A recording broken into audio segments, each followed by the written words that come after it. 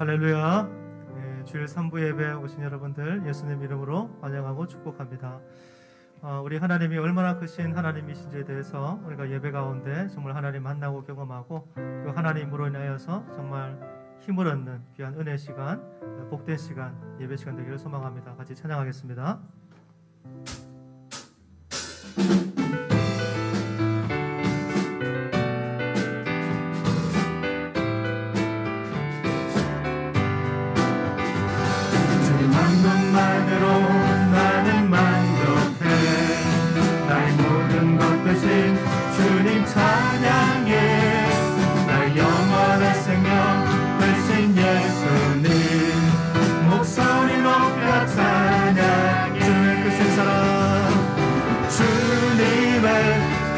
사랑 찬양해. 나의 힘과 능력이 되신 주, 나의 모든 삶 변화되었네. 크신 주의 사랑. 한 번 더 찬양합니다. 주님 한 분만으로, 주님 한 분만으로 나는 만족해. 나의 모든 것 대신 주님 찬양해. 나의 영원한 생명 대신 예수님 목소리 높여 찬양해. 주님의 크신 사랑 찬양해. 나의 힘과 능력이 되신 주, 나의 모든 삶 변화되었네. 크신 주의 사랑, 주님의 크신 사랑 찬양해. 주님의 크신 사랑 찬양해. 나의 힘과 능력이 되신 주, 나의 모든 삶 변화되었네. 크신 주의 사랑 찬양해.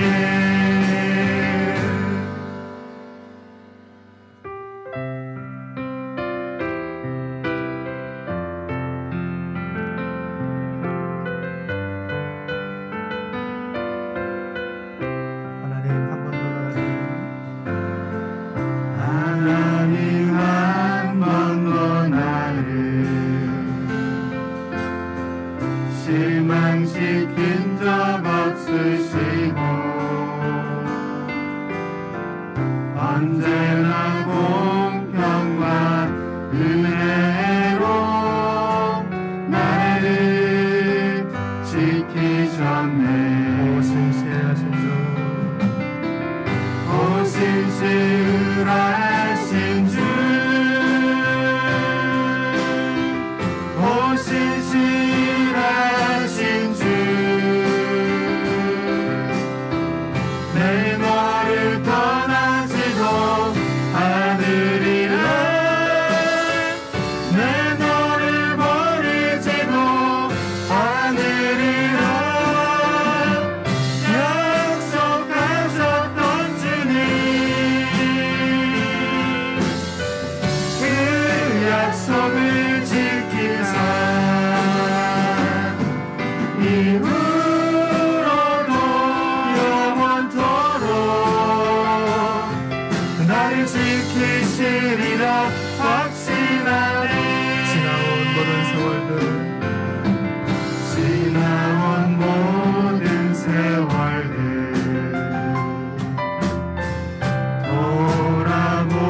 돌아보아도 그 어느 것 주의 손길 안 미친 것 전혀 없네. 고백합시다. 오 신실하신 주, 오 신실하신 주, 오 신실하신 주, 내 너를 떠나지도 않으리라.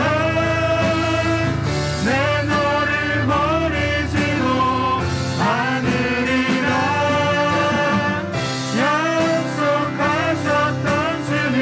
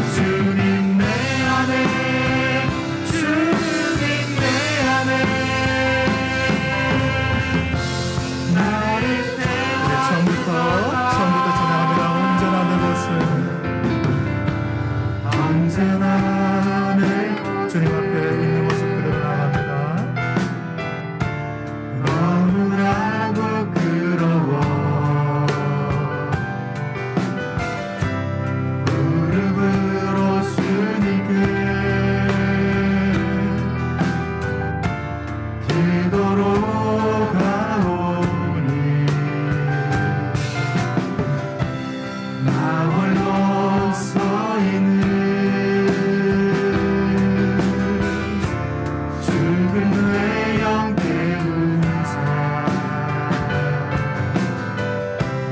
주님만 나를 세워 내 영 살게 하소서. 주님 내 안에 주님 내 안에 내 안에 계시고 주님 내 안에 주님 내 안에 나를 세워 주님 내 안에 주님 내 안에 주님 내 안에 주님 내 안에 하나님 은혜를 사모합니다. 내 안에 계시고 주님 내 안에 주님 내 안에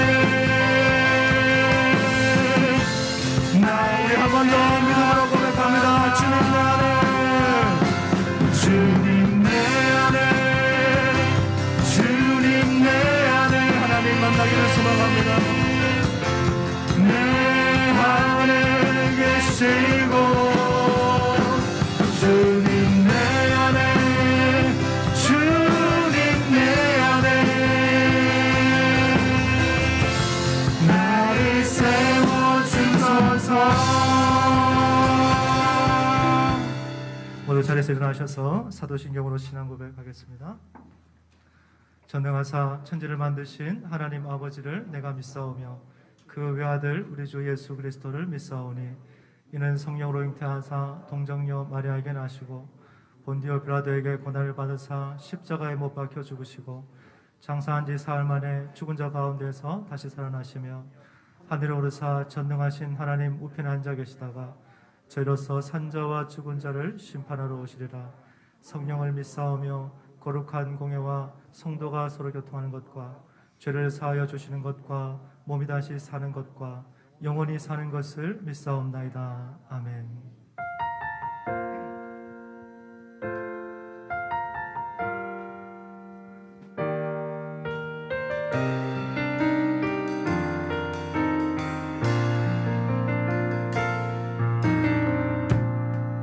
하늘의 문을 여소서 이곳을 주목하소서.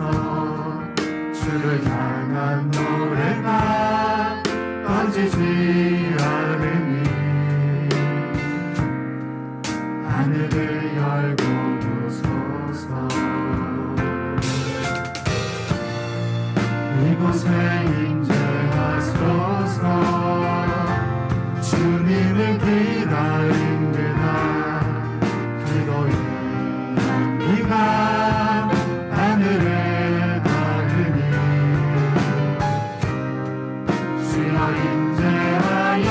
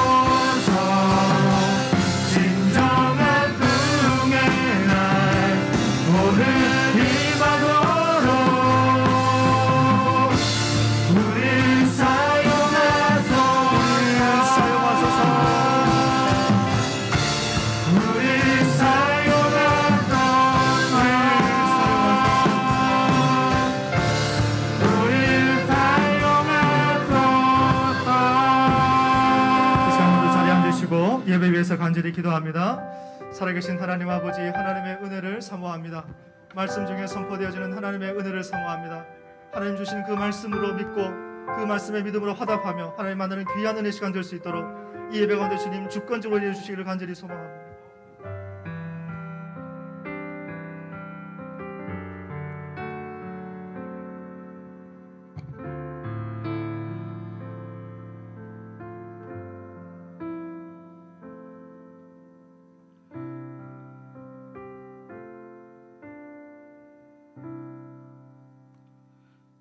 만물의 주관자 되시며 우리에게 복 주시기를 원하시는 좋으신 하나님, 연약하고 부족한 우리들, 지은 죄와 허물로 인하여서 하나님 전에 설 수 없는 우리들을 그럼에도 사랑하셔서 이 시간 예배할 수 있게 하시니 감사합니다.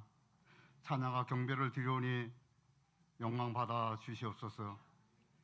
지난 한 주간도 살면서 말씀에 순종하지 못하고 살아온 것들을 이 시간 고백하고 회개합니다.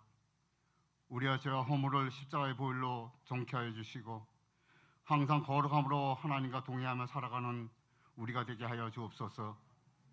지금 이 나라에 점점 심화해지는 코로나19와 변이 바이러스로 인하여 내일부터 거리두기가 4단계로 격상되는 힘든 고난의 시간을 맞이하고 있습니다. 하나님께서 코로나와 변이 바이러스를 속히 종식시켜 주셔서 우리의 일상이 회복되게 하시고 온전한 대면 예배가 이루어져서 온 성도가 다 함께 모여서 기쁨과 감사함으로 하나님께 찬양하며 예배할 수 있도록 은혜를 내려 주옵소서. 한국교회를 사랑하시는 하나님, 특별히 우리 성교회를 사랑하셔서 이곳에 세우심을 감사합니다. 교회가 교회되게 하시고 복음을 전하며 한 영혼 한 영혼에게 하나님의 사랑을 전하고 기도하며 구원의 상을 감당하는 교회가 되게 하여 주시옵소서. 특별히 7월 18일부터 시작되는 유초등부와 중고등부 청년부 여름 행사가 코로나로 인해서 잠정적으로 연기가 되었습니다. 속히 안정시켜 주셔서 하나님의 은혜 안에서 여름 행사가 정상적으로 진행될 수 있도록 도와주옵소서. 좋은 일기를 주시고 특별히 코로나로부터 안전하게 지켜주시며 시간마다 성령 충만하게 하시고 우리 꿈나무들이 말씀으로 잘 양육되게 하셔서 큰 꿈을 꾸며 이들이 미래의 비전을 품고 세상을 향해 나아갈 때 꼭 필요한 큰 거목들이 되어서 하나님께 영광 드리는 자녀들이 되게 하여 주옵소서. 위하여 수고하시는 부장과 교사 선생님들에게도 피곤찮게 건강 지켜주시고 기쁨과 감사함으로 섬기게 하여 주옵소서. 하나님, 이 나라를 불쌍히 여겨 주옵소서. 정치, 경제 등 모든 것이 안정되게 하시고 이 어려운 시기를 잘 이겨나가게 하여 주옵소서. 특별히 대통령을 비롯한 위정자들이 하나님을 견해하는 자들이 되게 하시고 나라와 국민을 위하여 애쓰는 자들이 되게 하여 주옵소서. 이 시간 귀한 사명을 감당하시는 목사님, 피곤찮게 용육한 강건함을 주시고 오늘 주신 말씀에 영권을 더하여 주셔서 하나님의 크신 은혜와 사랑을 알게 하시며 우리에게 향하신 하나님의 뜻을 깨닫는 복된 시간이 되게 하여 주옵소서. 오늘 우리에게 주신 말씀에 감사하며 순종의 삶을 다짐하는 우리가 되게 하여 주옵소서. 이 시간 하나님께서 많이 사랑하시는 송리빈 자매가 열심으로 준비한 찬양을 드립니다. 먼저 홍대를 보호해 주시고 드리는 찬양을 기뻐 받아 주시옵소서. 지금은 예배의 처음 시간입니다. 마칠 때까지 하나님 영광 홀로 받아 주시옵소서. 우리를 구원하신 예수 그리스도 이름으로 기도하옵나이다. 아멘.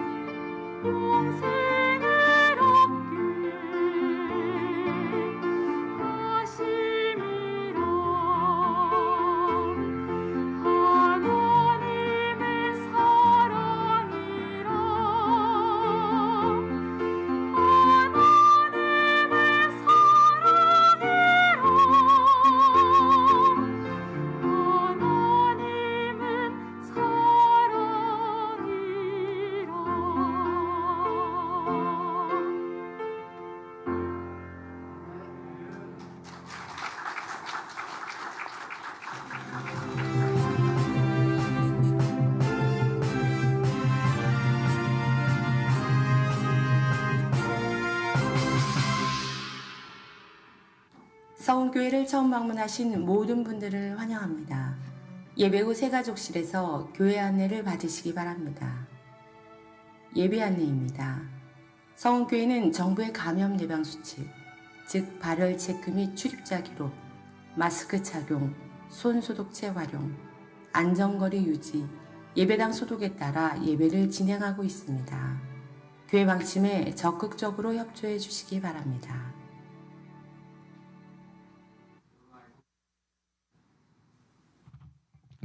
알고 계신 것처럼 내일부터 2주간 4단계 우리 사회적 거리두기 단계가 발표되었습니다. 4단계는 우리 모든 종교 모임이 금지되고 원스트라이크 아웃이어서 적발시 바로 시설 폐쇄에 들어간다고 합니다. 그렇기 때문에 오늘까지는 정상적인 대면 예배드리지만 내일부터는 새벽 예배와 모든 수요 예배, 금요기도회 주일 예배 자체가 대면 예배가 금지되고 그렇기 때문에 새벽 예배와 수요 예배는 드리지 않고요. 금요기도회와 주일 예배만큼은 우리 온라인 예배로 드리도록 하겠습니다. 새벽 기도회는 여러분들이 온라인으로 새벽 말씀을 따라 온라인으로 보내드리는 새벽 말씀을 따라 예배 드리면 좋겠고요. 또 생명의 삶을 중심으로 말씀을 묵상하시면서 개인적으로 함께 기도하시면 좋겠습니다. 2주간 여러분들 건강하시고 4단계가 2주간만 이렇게 진행되면 좋겠습니다. 더 연장되지 않도록 여러분 기도해 주셔서 2주 후에 우리 건강 모습을 가지고 서로 배울 수 있으면 좋겠습니다. 마가복음 6장 32절에서 44절까지 말씀 보도록 할까요? 마가복음 6장 32절에서 44절까지 말씀 한 절씩 기도합니다. 이에 배를 타고 따로 한적한 곳에 갈새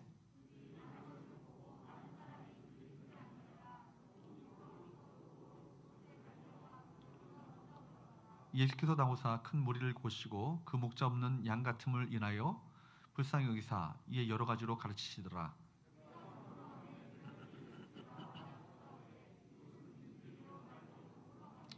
무리를 보내어 두로 촌과 마을로 가서 무엇을 사 먹게 하옵소서.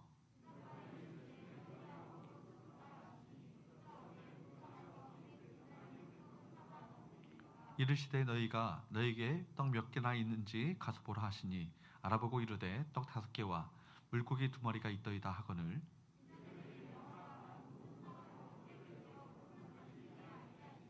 때로 100명씩 또는 50명씩 앉은지라.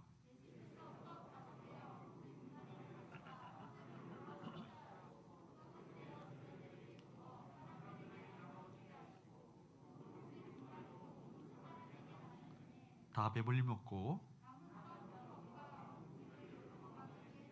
함께 있습니다. 떡을 먹은 남자는 5,000명이었더라. 아멘. 오늘 빈들의 기적이라는 제목을 가지고 하나님의 말씀을 함께 나누기 원합니다. 서로 인사할까요? 사랑합니다. 축복합니다. 우리 본문에 보면 여러분들도 잘 알고 계시는 유명한 기적이 나오고 있죠. 오병이어의 기적이 본문 가운데 기록되고 있습니다. 이 본문의 기적은요 너무 유명한 사건이죠. 그렇기 때문에 모든 복음서가 사복음서가 다 이 기적을 다루고 있습니다. 그만큼 중요한 본문입니다. 예수께서 공생애를 시작하시자 많은 사람들이 예수께 몰려왔습니다. 가시는 곳마다 사람들이 몰려와 인산인해를 이루었습니다. 그 시대에 소망이 없었기 때문입니다. 유대 전체가 영적으로, 정치적으로, 경제적으로, 사회적으로 모든 것이 암울하고 어두웠습니다. 오늘 빈들 날이 저무른 상황, 이 상황을 간접적으로 그려주고 있는 상황 아니겠어요? 이런 시대 가운데 바로 예수께서 나타나셨죠. 그로 말미암아 바로 사람들은 예수를 바라보면서 우리가 그동안 기다려왔던 메시아가 이분인가 이런 마음을 가지고 기대감을 품기 시작했습니다. 그리고 예수님께 몰려들었습니다. 마가복음 3장 20절 말씀에 보면 예수께서 식사할 겨를도 없었다라고 기록할 정도로 수많은 사람들이 항상 주 앞에 몰려왔고 인산인해를 이루었습니다. 그만큼 많은 사람들이 예수님께 몰려왔죠. 그동안 희망 없이 살았던 사람들이 바로 예수님이라는 이 존재는 그들에게 큰 희망을 품게 하는 그런 존재였던 것입니다. 오늘 본문 35절 말씀에 보면 이곳은 빈들이요 날도 저물어가니라고 당시의 상황을 상세하게 기록하고 있습니다. 날이 저물어가는 그 빈들에 날도 저물어가고 있고요. 이 빈들 광야 가운데 사람들이 많이 모여 있었습니다. 남자만 5,000명. 그러니까 학자들이 이야기하기에는 여자들과 어린아이들을 포함하지 않은 숫자가 남자가 5,000명이니까 포함하면 아마 2만 명이 넘는 사람들이 아마 그 광야 가운데, 비늘 가운데 있었을 것이라고 이렇게 추측하고 있습니다. 근데 여러분, 그 수많은 2만 명이나 되어지는 대군중인데 먹을 것이 하나도 없는 거예요. 이런 현실 속에서 우리 주님께서 엄청난 기적을 베푸셨죠. 아시는 것처럼 이 5,000명을 다 먹이고도, 아니 어쩌면 2만 명을 다 먹이고도 12바구니나 남게 되시는 놀라운 그 기적을 베푸셨습니다. 오늘 말씀을 통해서 여러분, 우리가 얻어야 될 영적 교훈이 과연 무엇인가, 세 가지 영적 교훈을 함께 나누기 원하는데요. 첫 번째, 따라할까요? 문제 속에 답이 있다. 오늘 본문에 보면 주님께서는 큰 무리를 보시고 어떤 마음을 품으셨습니까? 34절 말씀을 볼까요? 34절 시작. 예수께서 나오사 큰 무리를 보시고 그 목자 없는 양 같음으로 인하여 불쌍히 여기사. 여기서 예수님의 성품을 알 수 있습니다.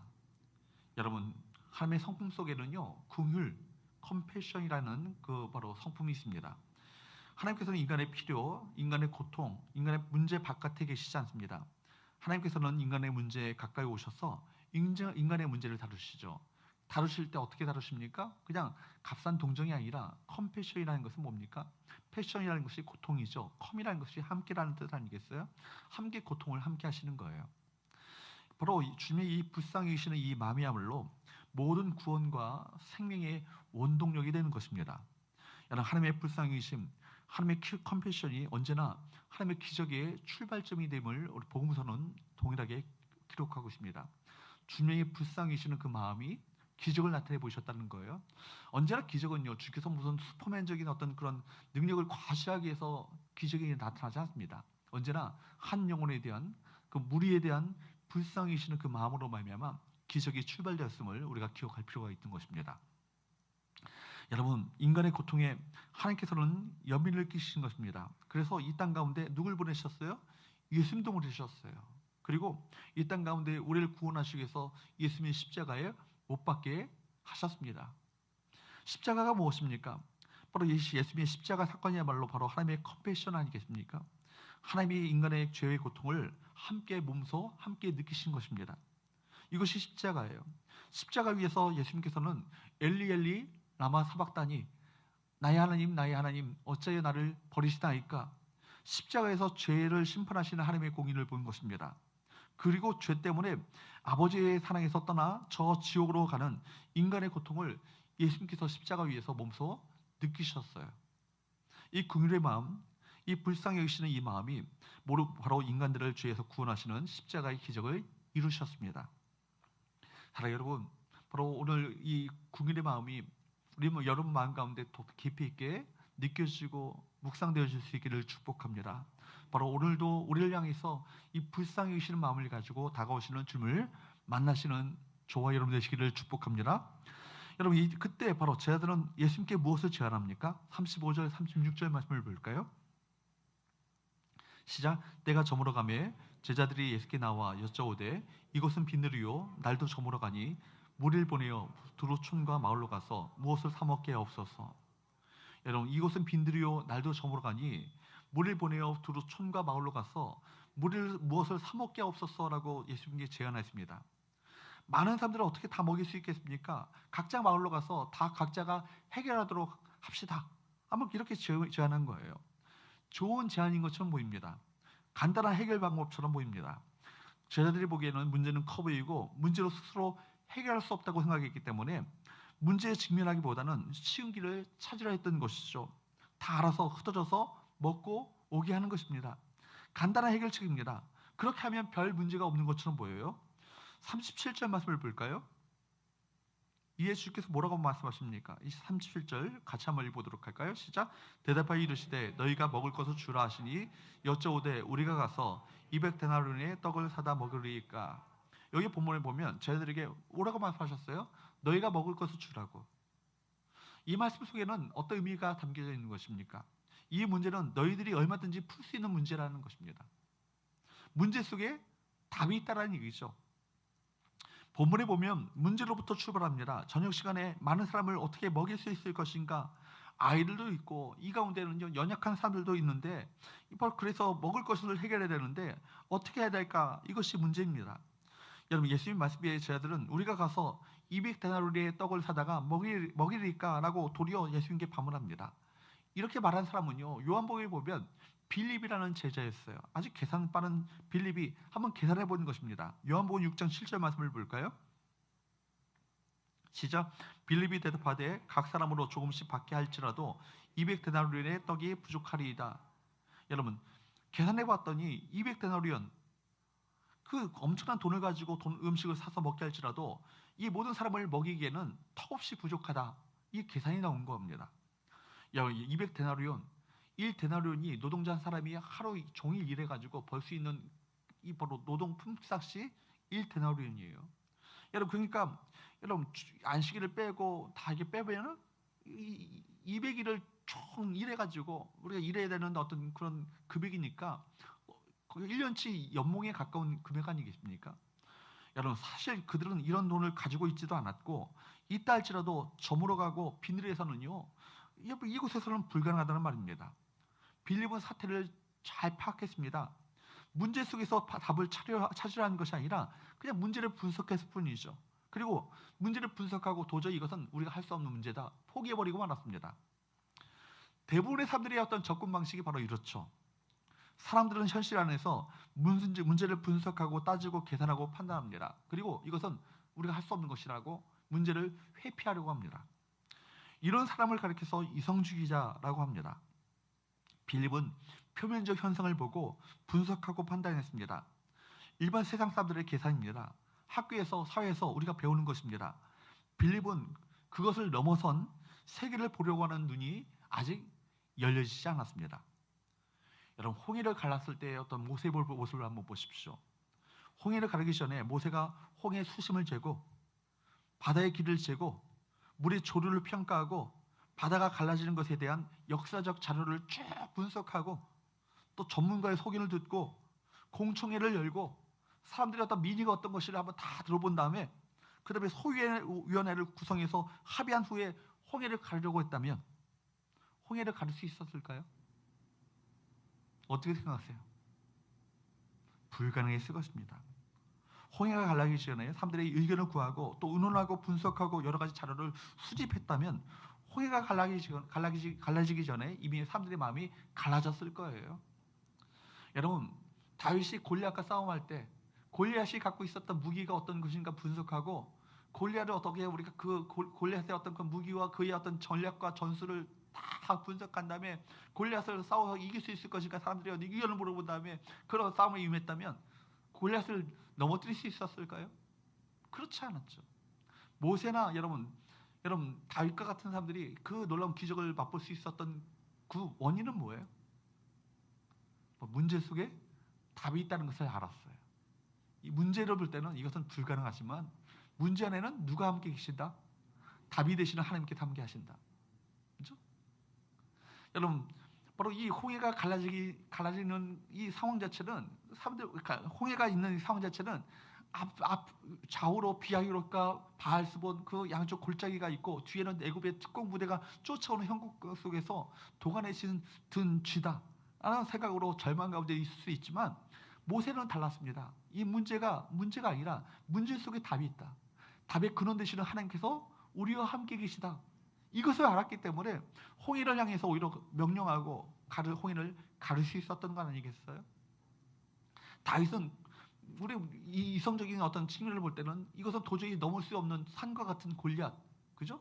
3미터가 넘는 어떤 거장 아니겠습니까? 그리고 모든 어떤 이스라엘 백성들이 그 골리앗 앞에서 오줌을 질질 싸는 거예요. 두려워 떨면서 그렇게 어떤 절망 가운데 있었을 때, 여러분, 너는 칼과 단창을 가지고 내게 나오거니와 나는 만군의 여호와의 이름으로 내게 나아간다.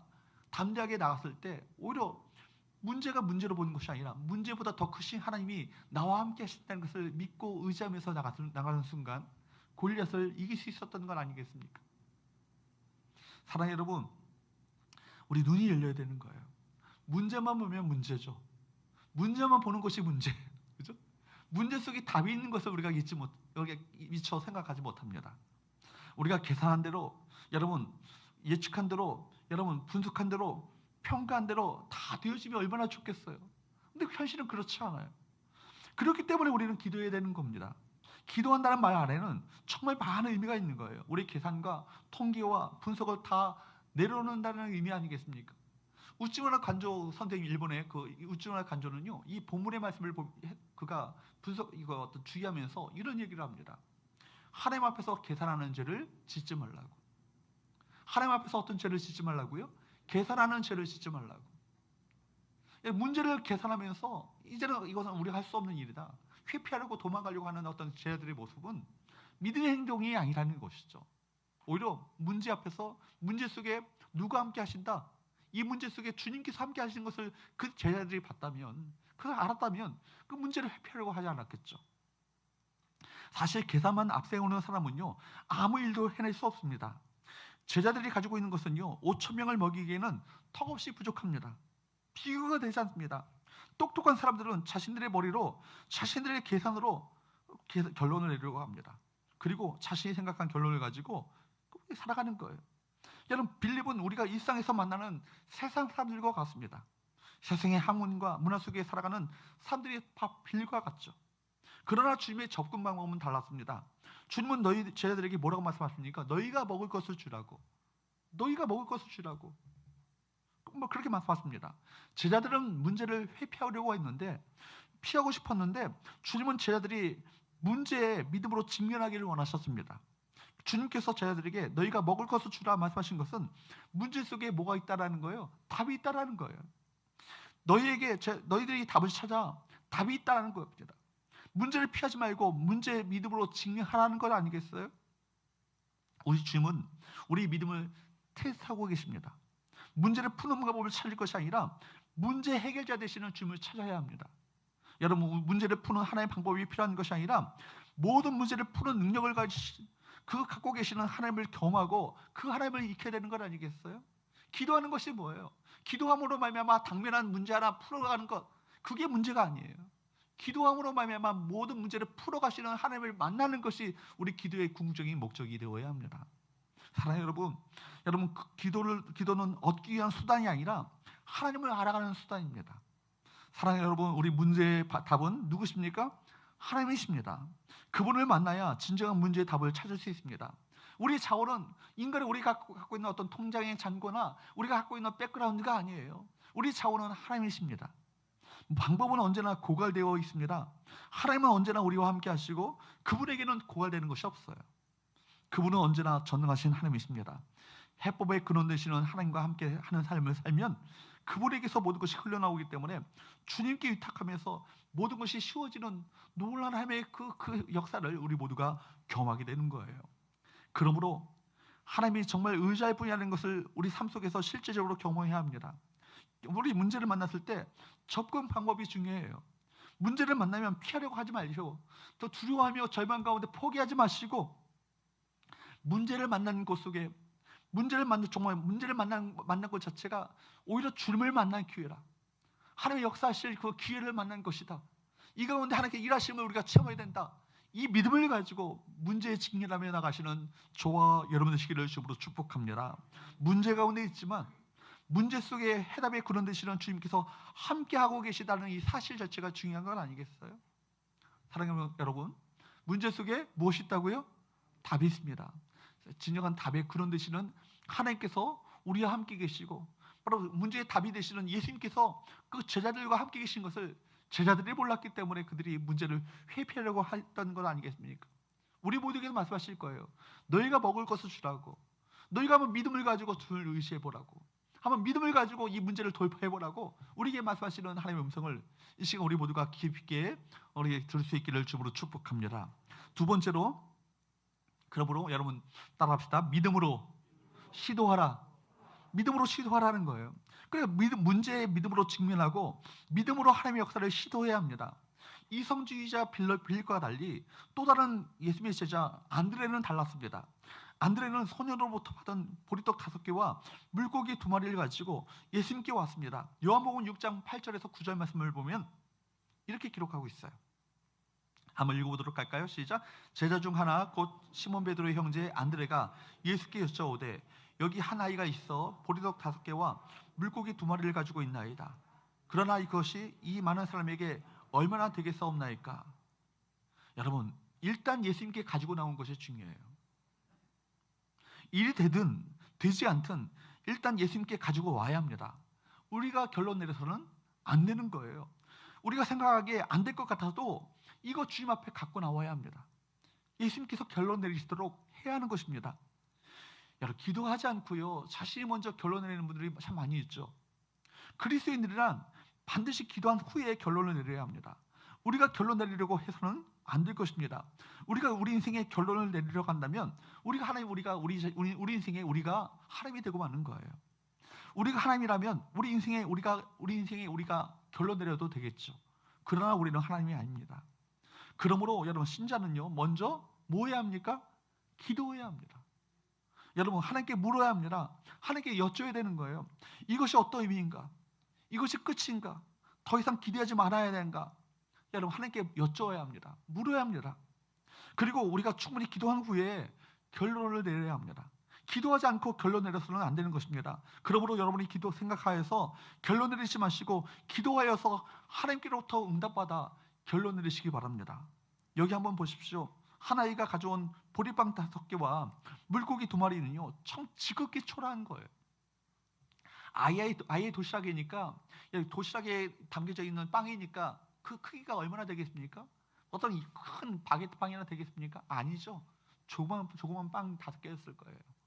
그리고 여기 물고기라고 했는데 큰 물고기가 아니에요. 그 당시 현장을 지켜보았던 요한복음에 보면 사도 요한은 이것을요 익투스가 일반적인 고기를 말하거든요. 익투스라고 기록하지 않아요. 옵사리온, 작은 물고기예요. 아주 작은 물고기, 하찮은 물고기. 하찮은 물고기 2마리와 작은 빵 5개니까요. 여러분, 누가 봐도 초라한 것입니다. 보잘것없는 것이었습니다. 그런데 안드레는요 예수님께 이것이 이 많은 사람에게 얼마나 되겠사옵나이까? 라고 말했습니다. 이것으로 무엇을 할 수 있느냐? 그런 얘기죠. 너무 초라하고 보잘것없다는 것입니다. 우리도 마찬가지예요. 우리 인생에 찾아오는 많은 문제들 앞에서 좌절하고 절망할 때가 있습니다. 우리 자신을 바라보면 정말 우리는 오병이어 같아요. 참 보잘것없고 초라하고 별 볼 일 없는 것처럼 보입니다. 내세울 것 없고 자랑할 것 없고 가진 것 없습니다. 여러분, 능력도 없어요. 우리 인생은 그렇게 초라해요. 이걸 가지고 뭘 할 수 있겠습니까? 자주하고 절망하고 좌절합니다. 그런데 여러분, 더군다나 안타까운 것은 뭐예요? 제자들에게 기대하는 마음이 없었다는 거예요. 어떤 마음이 없었다고요? 기대하는 마음조차 없는 거예요. 35절 36절 한번 보십시오. 시작. 이곳은 빈들이요 날도 저물어 가니 35절 36절 읽어보도록 합니다. 시작.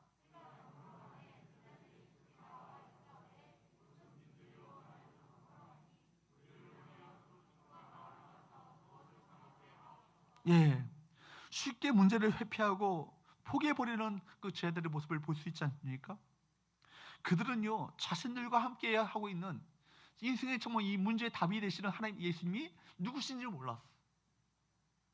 예수님께서 우리 포도주가 되게 하시고 38년 된 병자를 낫게 하신 것 다 봤잖아요. 예수께서 능력 행하신 것 봤습니다. 그런데도 불구하고 제자들은 이 상황 속에서 주님을 신뢰하고 믿고 의지하며 이 문제를 주 앞에 갖고 나오는 것이 아니에요. 우리는 오병이어가 아니라 적어도 빵이요 수백 톤의 그 파리바게트 정도 되어야 하나님이 쓰신다고 생각합니다. 물고기도요 여러분 어떤 대형 참치 수십 톤의 어떤 대형 참치 정도 되어야 하나님이 쓰신다고 생각합니다. 그렇지 않아요. 하나님께는요 그것이 전혀 문제되지 않아요. 오병이어 없어도 됩니다. 오병이어를요 예수의 손에 올려놓은 것은 하나님께서 하신다는 것을 말하기 위해 언급한 것입니다. 사실 그것은 없어도 됩니다. 중요한 것은 오병이어가 아니라 하나님이십니다. 하나님은요 아예 무에서 유를 창조하시는 주님 아니세요? 저 아무것도 없는 그 무에서 이 세상을 창조하신 그 하나님 아니십니까?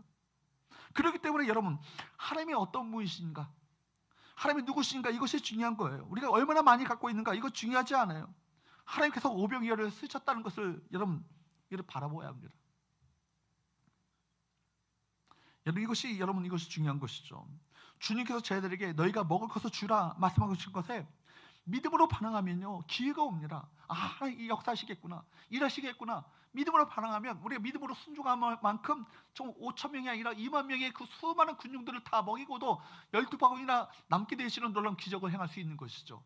그러나 이것을요 믿음 없이 받아들인다면 아무것도 없는데 무슨 먹을 것을 준다고 더 깊은 무기력 중에 빠질 수밖에 없는 것입니다.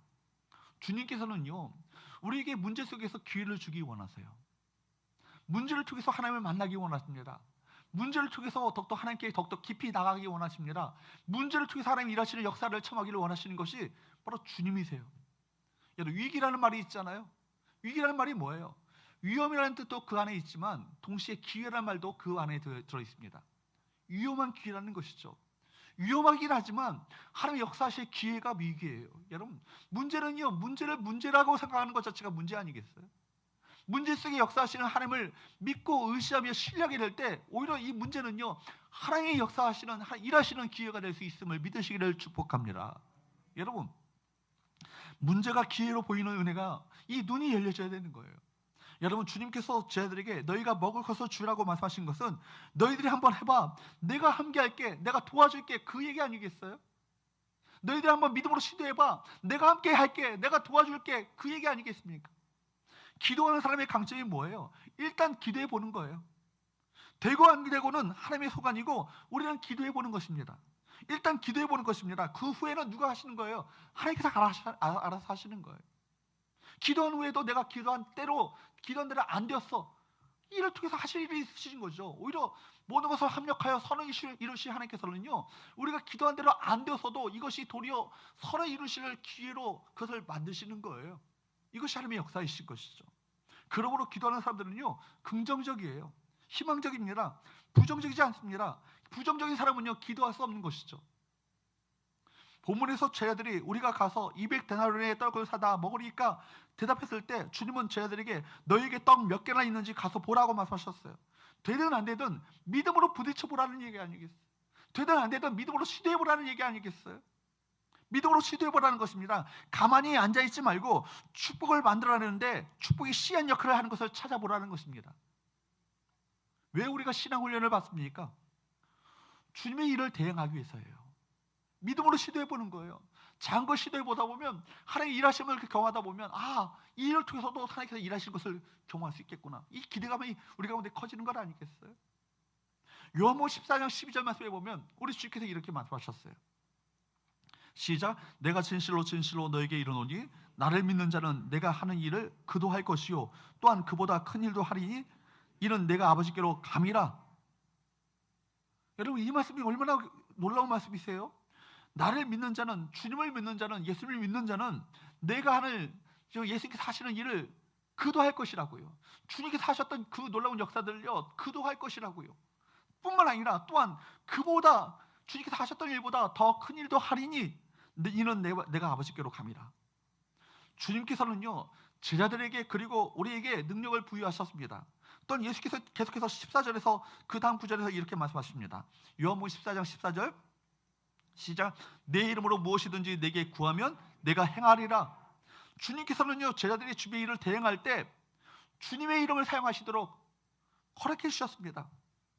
그러니까 우리가 일할 때는 혼자 일하는 것이지만 우리가 주님의 이름으로 기도할 때, 주님의 이름으로 기도하면 하나님께서 우리를 위해서 친히 일하시는 놀라운 역사를 베푸시는 거예요.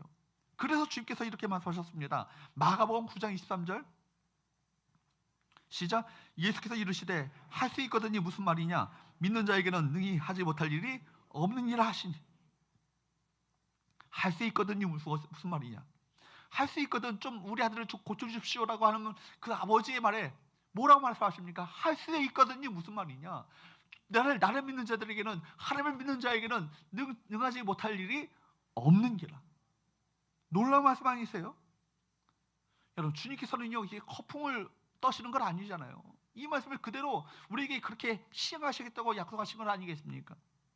사랑하는 여러분, 지금 예수님께서 제자들에게 너희가 먹을 것을 주라고 말씀하신 것은 어떤 의미입니까? 너의 믿음을 사용하여서, 너희들의 그 믿음을 사용하여서 나를 통해 그 일을 하라는 얘기 아니겠어요? 그런 의미입니다. 제자들에게 믿음을 사용할 수 있는 기회를 주시는 거예요. 지금 기회를 부여하시는 것입니다. 하나님의 역사를 침할 기회를 주시는 거 아니겠어요? 오늘도 주님께서는 우리에게 내가 그것을 책임져라고 말씀하십니다. 이 말씀은 다른 사람의 문제를 가지고 있을 때 그것을 도우라는 얘기입니다. 너를 통하여서 다른 사람들을 복되게 하라, 그런 의미입니다. 우리 믿음 생활을 하는 순간부터 우리 자신에 대해서 정확하게 판단하게 됩니다. 우리 안에 계신 주님 때문에 우리는 우리 자신에 대해서 더 이상 과소평가하지 않게 됩니다. 우리가 우리 자신을 과소평가하는 것은 나를 과소평가하는 것이 아니라 내 안에 계신 주님을 평가절하는 거예요.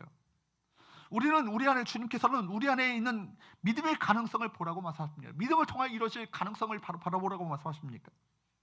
그래서 주님께서는 너희가 먹을 것을 주라 말씀하시는 거예요. 너희들은 할 수 있어. 그 문제에 믿음으로 직면해. 문제를 피하지 마. 내가 도와줄게. 내가 함께 할게. 그 말씀으로 우리에게 주고 계시는 거예요. 하나님께서 우리에게 기회를 주신 것입니다. 그러므로 우리는 우리 자신을 우습게 보지 마십시오. 보잘것없고 연약하고 아무것도 할 수 없고 능력도 없는데 뭘 할 수 있겠어요? 라고 하지 마시고, 주님이 우리와 함께 하실 때 우리가 보잘것없고 능력 없고 아무것도 없고 백도 없고 아무것도 없지만 우리에게는 가장 모든 것 되시는 주님께서 우리와 함께 하신다. 그분이 우리가 기도할 때 그분이 일하신다. 그 믿음을 가지고 우리 문제에 직면하시고 문제를 통해서 하나님의 일하심을 경험하는 우리 모든 성도들 될 수 있기를 주님으로 축복합니다. 세 번째로 따라할까요? 하나님의 역사는 풍성함이다. 여러분, 이 본문에서 우리에게 중요한 것은요, 지금 경제 문제가 아니고요, 지금 얼마만큼 사람들이 먹었는가 이거 따지고 있는 것이 아니라 영적인 문제를 다루고 계신 거예요. 빵의 문제를 무시하라는 의미는 아닙니다. 빵의 문제에 머물러 있지 말고 그 다음으로 더 나가라는 얘기 아니겠어요? 이 본문의 병행 구절인 바로 요한복음을 보면 이 사건을 통해서 뭘 가르치기 원하셔요? 이 너희들이 광야에서 먹었던 빵이 무엇이냐? 떡의 의미가 무엇이냐? 그 내가 바로 생명의 떡이다, 생명의 빵이다, 그걸 가르쳐주고 계셔요. 주께서 그것을 가르치십니다. 그렇기 때문에 우리가 이 땅 가운데 빈들과 같은 광야와 같은 세상 속에서 살아갈 때 우리가 먹어야 될 빵은 누구세요? 주님이세요. 주님을 통해서 생명의 빵을 먹을 때 우리가 주님 안에서의 풍성함을 경험할 수 있다는 것을 우리에게 가르쳐주기 위해서 이 오병이의 사건을 우리 모두에게 보여주고 계신 거예요. 여러분 말씀을 한번 보세요. 42절 43절 말씀을 볼까요? 시작. 다 배불리 먹고 남은 떡 조각과 물고기를 12바구니에 차고에 거두었으며, 다 배불리 먹고, 다 배불리 먹었다고, 그죠?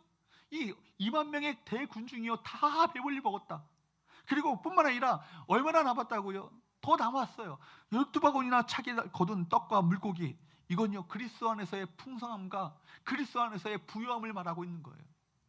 사랑하는 여러분, 우리는 빈들 광야에서 살고 있습니다. 의지할 것이 없습니다. 믿을 만한 것도 없습니다. 우리가 가진 것은요, 조금 있는 것도 금방 없어지고 마는 것이 이 세상에서의 삶이에요. 세상에서는 잠시 배불렀다고도 금방 배가 꺼지는 삶이 계속됩니다. 무엇인가 주어지지 않으면 늘 우리가 거지처럼 살아야 하는 것이 이 세상에서의 삶이에요. 그러나 우리는 하나님과의 관계 안에서 참된 배부름을 누리며 살아갈 수 있습니다. 이것이 우리가 가진 특권이에요. 우리는 다른 것으로 배를 불리는 자들이 아닙니다. 우리는 하나님 안에서 참된 배부름을 경험할 수 있는 거예요. 하나님 안에서 참된 만족을 경험할 수 있습니다. 존재론적 만족이 우리 가운데 있잖아요. 우리는 누구 안에 있기 때문에? 하나님 안에 있기 때문에. 여러분, 우리 주께서 말씀하셨어요. 요한복음 10장 10절 말씀을 볼까요? 시작. 도둑이 오는 것은 도둑질하고 죽이고 멸망시키라는 것뿐이요, 내가 온 것은 양으로 생명을 얻게 하고 더 풍성히 얻게 하려는 것이라. 아멘. 여러분, 주님께서 말씀하신 것은 양으로 생명을 얻는 것, 그것으로 끝나는 것이 아니에요. 우리 죽어서 천국 가는 것으로 끝나는 것이 아니에요. 생명을 얻게 하고 뿐만 아니라 뭐요? 더 풍성히 얻게 하는 것이다. 우리가 풍성한 삶을 살도록 하기 위해서 이 땅 가운데 우리 주께서 오셨다고 말씀하고 계십니다. 세상을 한번 보세요. 늘 쫓기며 살아가잖아요. 무엇인가 가진 듯해도 쫓깁니다. 늘 노심초사합니다. 문제가 생기면 그 문제를 해결하느라 정신이 없습니다. 근데 문제가 끝납니까? 그렇지 않습니다. 끝나지 않습니다. 세상적으로 아무리 많이 가졌다 해도 늘 분함을 느낍니다. 사람들이 왜 악착같이 더 모으고 더 긁어보려고 합니다. 왜 그렇습니까? 여러분, 뭔가 그걸 통해서 어떤 안정감을 누리려고 하는 어떤 그런 안전장치를 어떤 세상 가운데 누리려고 하는 어떤 그런 시도가 있는 것이죠. 그렇다고 해도 우리에게 진정한 안전을 그것이 보장해 주지 않아요. 그래서 늘 쫓기고 여유 없이 살아갑니다. 그러나 여러분, 그리스도인들은 다릅니다. 세상적으로 부족하다 할지라도 우리 그리스도인들은 존재론적 만족이 있습니다. 내가 하나님 안에 있다는 것이 얼마나 든든한 안정감을 줍니까? 세상의 것들로 안정감을 취하지 마시고 하나님 안에서 안정감을 누리시는 저와 여러분 되시기를 축복합니다. 그렇기 때문에 우리 작은 것에도 감사한 거예요. 그리고 늘 하나님께서 행하실 일에 대한 기대감이 있어요. 어떤 일을 내가 때로 믿음으로 살려고 했다가 어떤 어려운 일을 당한다 할지라도 이를 통해서도 하나님께서 더 큰 일을 행하시기 위해서 이 과정을 내게 겪게 하신다라는 섭리에 대한 믿음이 있으면요, 오히려 기대감을 가지고 이를 통해서 어떤 일을 행하실 것인가 기대감을 가지고 그 일을 맞이하게 되는 건 아니겠습니까? 사랑하는 여러분, 우리가 그렇기 때문에 그리스도 안에서 풍성함을 누리려면 어떻게 해야 합니까? 문제에 대한 염려, 근심에서 빠져나와야 합니다. 여러분, 우리가 염려에서 빠져나오지 못하면 우리는 기도할 수 없어요. 기도한다 할지라도 기도하는 것이 아니라 염려를 묵상하는 것이 기도하는 것이 아니에요. 그래서 기도했다고 해도 마음 가운데 불안과 염려와 두려움이 늘 쌓여 있는 거예요. 맡기지 못했기 때문에, 염려를 누구께 맡기지 못했기 때문에, 하나님께 맡기지 못했기 때문에.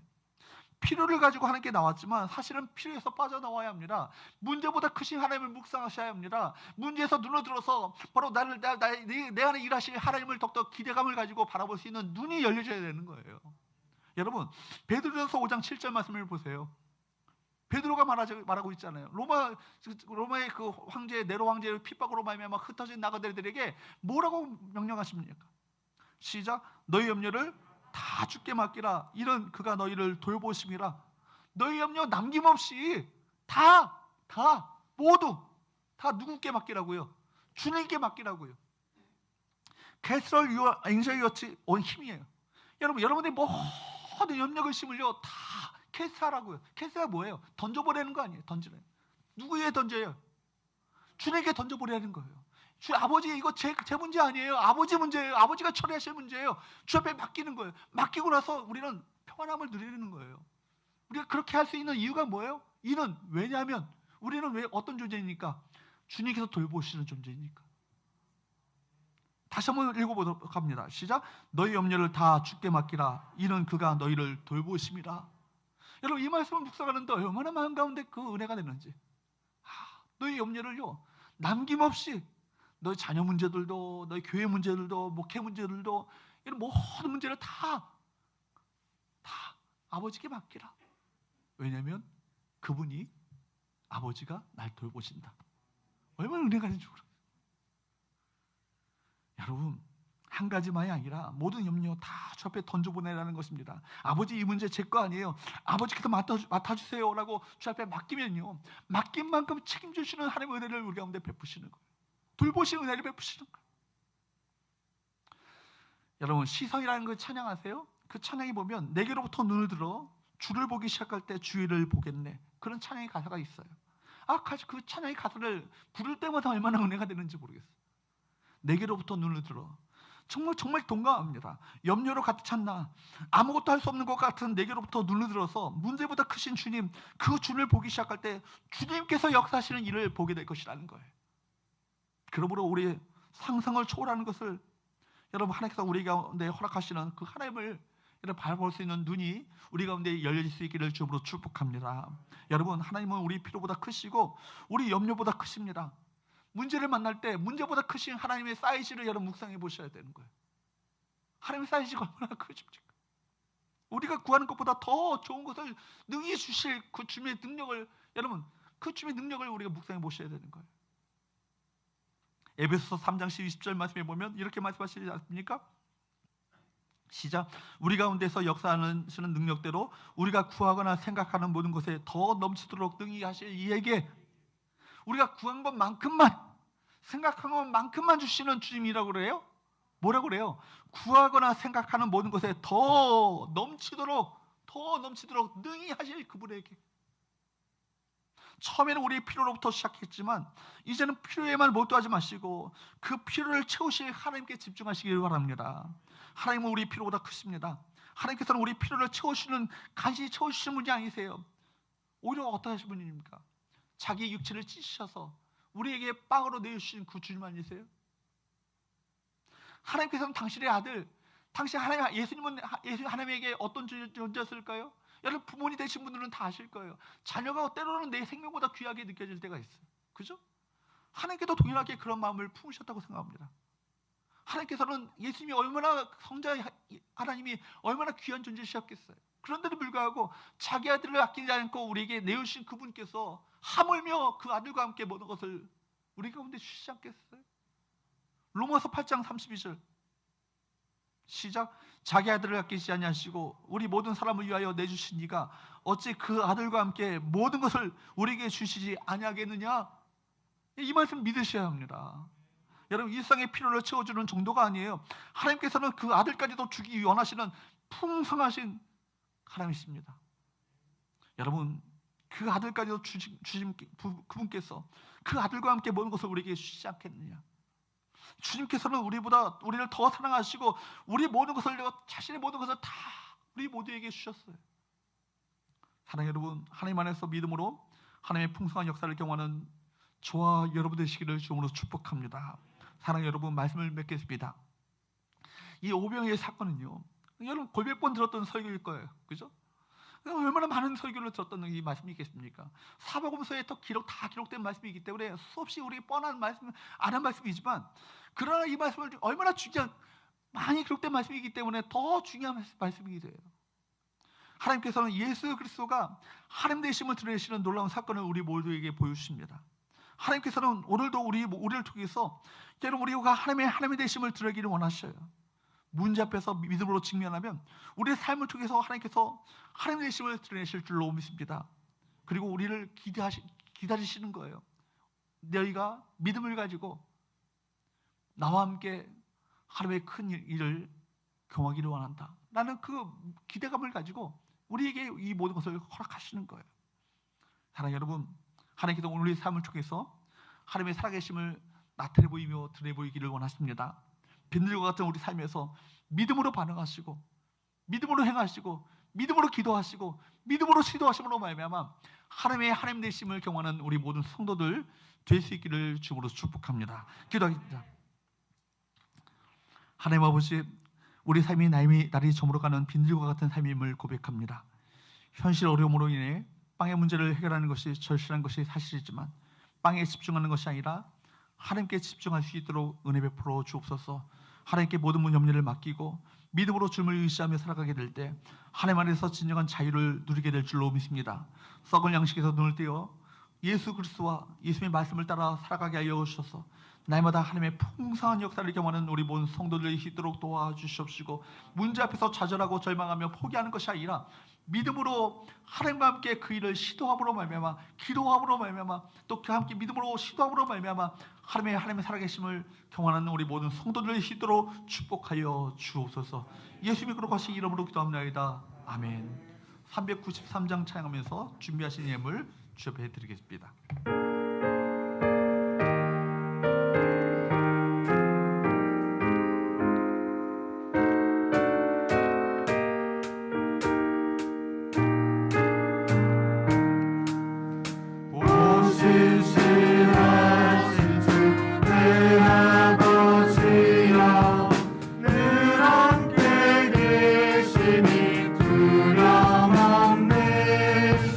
그 사랑 몇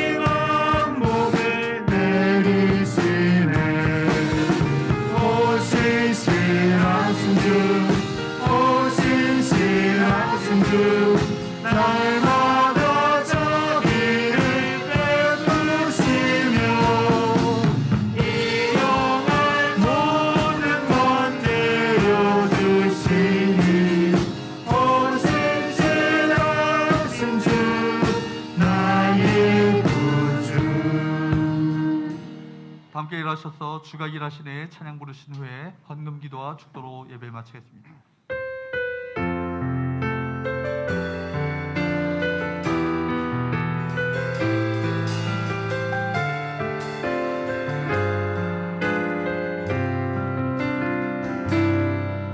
나의 전부로 갈 때, 빙그레서 걸을 때, 그때가 하나님의 때. 힘으로 앉을 때 내 힘으로 안 될 때, 빈손으로 바를 때, 내가 고백해 여호와 이래. 주가 일하시네 주가 일하시네, 주가 일하시네, 주께 맡기지 않는 자에게. 주가 일하시네, 주가 일하시네, 주의 하늘 없는 자에게. 우리 모인 이곳에 주님 함께 계시네. 누리네 아버지 은혜. 작은 떡과 물고기 내 모든 걸 드릴 때 오늘 고백해 여호와 이래.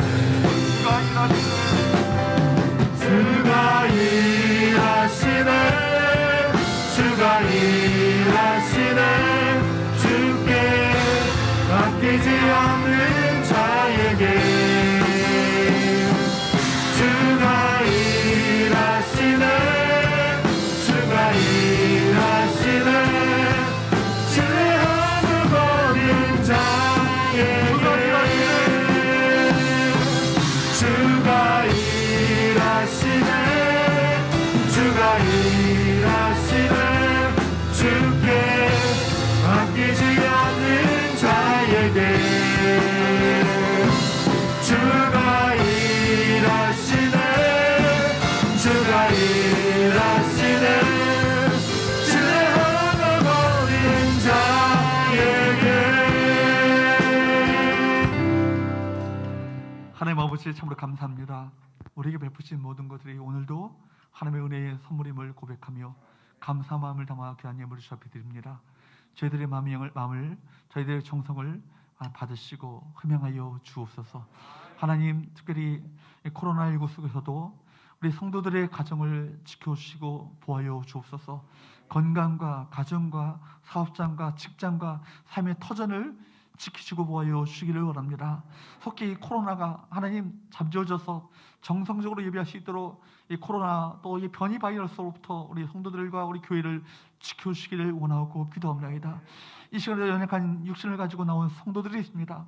하나님 우리 국민의 주님께서 피 묻은 십자가의 거룩한 손으로 어루만져 주심으로 말미암아 모든 질병으로부터 연약함으로부터 자유케 되시고 해방되시는 놀라운 역사가 일어날 수 있도록 축복하여 주옵소서. 내가 예수 그리스도의 존귀하신 이름으로 명하노니 하나님의 자녀들 가운데 모든 만성 염증과 악성 바이러스와 악성 종양과 모든 암들은 묶임받고 떠나갈 지어다. 예수 그리스도 이름 명하노니 손상된 장기는 회복될 지어다. 예수 그리스도 이름 명하노니 목과 어깨와 허리와 우리 모든 신경 조직이 모두 이루는 모든 우리 고통하게 해주는 연약함들 무릎에 이르기까지 고관절에 이르기까지 연약함들은 깨끗이 떠나갈 지어다. 하나님 치유하시며 새롭게 하시는 놀라운 은혜를 말미암아 하나님께서 일하시는 역사를 또 간증하며 주 앞에 영광을 주는 귀한 은혜가 우리 모든 성도들에게 있게 하여 주옵소서. 이제는 우리 주 예수 그리스도의 은혜와 하나님의 사랑과 성령의 교통하심이 주의 일하심을 기다리는 마음을 가지고 믿음으로 시도하며 또 하나님의 살아계심을 역사하심을 청하기를 원하는 우리 모든 성도들 위해 이제로부터 영원토록 함께 있을지어다. 아멘.